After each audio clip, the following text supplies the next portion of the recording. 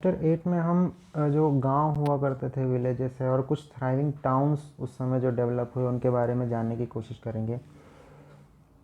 Iron tool, iron की जो खोज थी वो एक ग्राउंड ब्रेकिंग खोज थी, क्योंकि आयरन मजबूत एक मेटल होता है। उससे पहले तांबा खोजा गया था, तो तांबा इतना मजबूत नहीं होता था।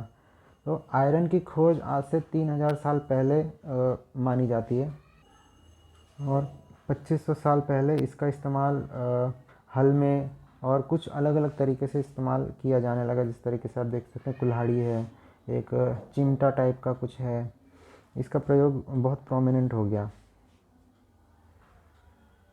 आयरन के इस्तेमाल से जो एग्रीकल्चर है उसका प्रोड्यूस बहुत तेज़ी से बढ़ा। लोगों ने आयरन प्लॉग का इस्तेमाल करके बहुत अच्छी खेती की और बहुत प्रोड्यूस आगे बढ़ा, जिससे गांव में फ्लरिश मतलब एक अगर अच्छी पैदावार होती है तो गांव के लोग बहुत खुश होते हैं।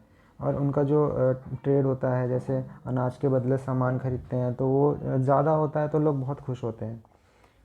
इस तरीके से आयरन की जो खोज है उसे बहुत इम्पोर्टेंट माना जाता है। अब गांव में कौन रहा करते थे? तो गांव में उस कॉमनली 3 टाइप के लोग रहा करते थे। एक जो बड़े ज़मींदार हुआ करते थे, उन्हें वेल्लार कहा जाता है था। जो ऑर्डिनरी प्लॉगमैन थे उन्हें अजवार कहा जाता था। जो लैंड लेबर, जो मज़दूर वर्ग हुआ करता था, उसे कड़ासिया और अदीमाई कहा जाता था। ये जो नाम है ये बहुत इंपॉर्टेंट है। नाम के ऊपर प्री में क्वेश्चन पूछ लेते थे। सिंपल सा क्वेश्चन ये बनता है कि वेलार शब्द लिख देगा और पूछेगा इनका मतलब क्या था। तो एक ऑप्शन में दे देगा large land owner, ordinary plough और किसान, मजदूर, इस तरीके से। तो हमें ये पता होना चाहिए कि जो वेलार थे वो एक लार्ज लैंड ओनर थे। ये ध्यान में रखना बहुत ज़रूरी है। जो northern part of the country था उसमें जो हेडमैन होते थे, उन्हें ग्राम भोजका कहा जाता था। जो ग्राम भोजका थे वो जनरली बहुत बड़े ज़मींदार हुआ करते थे, लैंड ओनर होते थे, और ये नॉर्मली पुलिसमैन का भी काम किया करते थे, जज का भी काम किया करते थे। तो इस तरीके से एक ऑर्गेनाइजेशन, एक सिस्टम चलता था गांव का। ग्राम भोजिका के अलावा जो इंडिपेंडेंट फार्मर थे एक छोटे छोटे परिवार में, जो गृहपतिस कहा जाते थे, घर के जो मुखिया होते थे, उन्हें कहा जाता था। तमिल जो उस समय जो साउथ में जो एक अलग सिस्टम चल रहा था, उसमें जो लिटरेचर पाया जाता है उसे संगम तम लिटरेचर कहा जाता है। संगम लिटरेचर एक अलग टॉपिक है जो हमारी भारतीय संस्कृति का एक बहुत बड़ा हिस्सा है।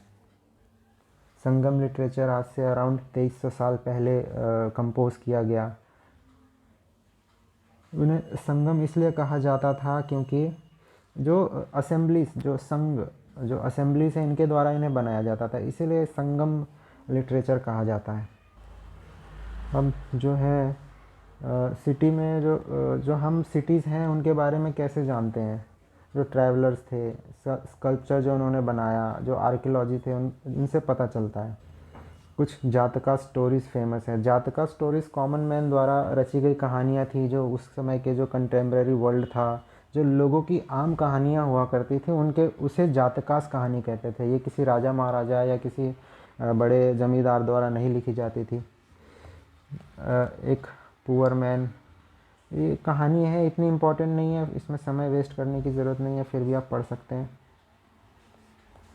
आगे बढ़ते हैं, ये भी इतनी इम्पोर्टेंट चीज़ नहीं है। द स्टोरी ऑफ बैरी गाजा, आज का जो भरूच है, इसके बारे में कहानी, ये भी इतनी इम्पोर्टेंट नहीं है। कॉइन्स बहुत इंपॉर्टेंट चीज़ है। कॉइन्स बनाने के अलग अलग तरीके होते थे। कुछ मेटल को पिघला के उसे सांचे में ढाल के कॉइन बनाए जाते थे। एक दूसरा तरीका पंच मार्क कॉइन होते थे कि एक मेटल की शीट पे एक लोहे के औजार में शेप में एक स्ट्राइक की जाती थी, तो एक सिक्के में डिज़ाइन बन जाता था। इस तरीके का सिक्का जो पंच मार्क कॉइन कहते हैं, एक तरीके से बन जाता था। इतना ही है इसके बारे में, चलिए आगे देखते हैं। संगम कलेक्शन में जो नॉर्मल बार्टर सिस्टम हुआ करता था, बार्टर सिस्टम ये होता है चीज़ों के बदले चीज़ें एक्सचेंज करना। जब कॉइन और करेंसी नहीं हुआ करती थी तो बार्टर सिस्टम चलता था। इसके बारे में छोटी सी कहानी है, ये भी पढ़ सकते हैं आप। कुछ सिटीज़ बहुत इंपॉर्टेंट हुआ करती थी। सिटीज़ में कई तरीके के काम होते थे, जिस तरीके से एक मथुरा का एग्जांपल ले सकते हैं। मथुरा हमारे जो इंडिया है उसके बीच में कहीं मिलता है, तो हम मान सकते हैं क्या होता भी होगा कि क्रॉस रोड हो जिसमें बीच में एक ट्रेड रूट के जंक्शन पॉइंट की तरह देखा जा सकता है। इस तरीके से उज्जैन एक सिटी थी। इसमें तो इतना इम्पोर्टेंट चीज़ नहीं है। क्राफ्ट एंड क्राफ्ट पर्सन, उस ज़माने में क्राफ्टमैनशिप बहुत इम्पोर्टेंट थी। बहुत अच्छे तरीके की पॉटरीज़ मिली हुई हैं जो आज भी हमें मिलती हैं, बहुत बढ़िया डिज़ाइन की हुई। एक टेक्निक चलती थी नॉर्दर्न ब्लैक पॉलिश वेयर, इसके बारे में जानते हैं।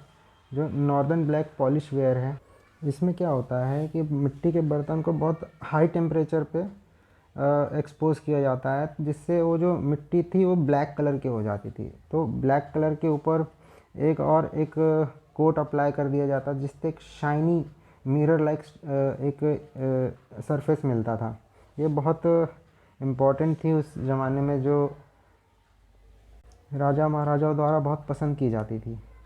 ये चीज़ें ऐसी हैं कि हम आंसर राइटिंग में बहुत अच्छे से इस्तेमाल कर सकते हैं। ये छोटी छोटी चीज़ें बहुत सारे लोगों के दिमाग से स्लिप कर जाती हैं। अगर हम यही चीज़ें ध्यान में रखें और इसी चीज़ को अगर हम एक्सप्लेन कर दें तो एक इवैल्यूएटर के दिमाग में एक अलग सी इमेज बन जाती है। छोटी छोटी चीज़ें बहुत ज़रूरी होती हैं, इसमें ध्यान में रखिएगा।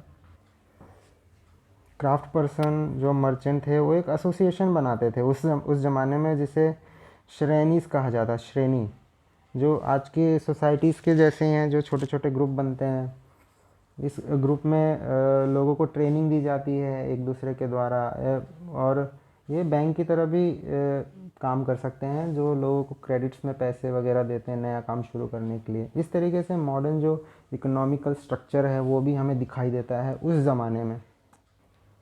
जैसे ये जो छोटे छोटे शब्द हैं, इनको ध्यान में रखना बहुत ज़रूरी है। इन पर डायरेक्ट क्वेश्चन बनते हैं यूपीएससी में। अगर हम देखें कि एक सिंपल सा, जैसे मैंने पहले भी एग्जांपल दिया था, श्रेणी लिख देगा इसका मतलब क्या है, तो ये हो सकता है घुमाने के लिए मल्टीपल चॉइस में डाल दे, ये बैंक की तरह भी काम करते हैं। तो हम एक जनरल सी चीज़ दिमाग में आती है कि उस समय बैंक कहाँ हुआ करते थे, तो हम काट देंगे। तो यही चीज़ें यूपीएससी पकड़ता है, जो एग्ज़ामिनर होते हैं वो इसी तरह क्वेश्चन डालते हैं। तो ये छोटी चीज़ें ध्यान देना बहुत ज़रूरी है। चलिए आगे बढ़ते हैं। इस पैराग्राफ में इतना कुछ इम्पोर्टेंट नहीं है, आगे बढ़ते हैं। अरिकामेडु, इसके बारे में जानते हैं। अरिकामेडु आज के ज़माने में पौंडीचेरी के आसपास एक पोर्ट टाउन था। पोर्ट टाउन मतलब जहाँ सामान की लोडिंग अनलोडिंग हुआ करती थी। ये इकोनॉमिक पॉइंट ऑफ व्यू से ये शहर बहुत ज़रूरी हुआ करता था, अरिकामेडु। चलिए ये भी पढ़ सकते हैं आप, बट इतना इम्पोर्टेंट है नहीं। चलिए अब अगले चैप्टर की तरफ बढ़ते हैं।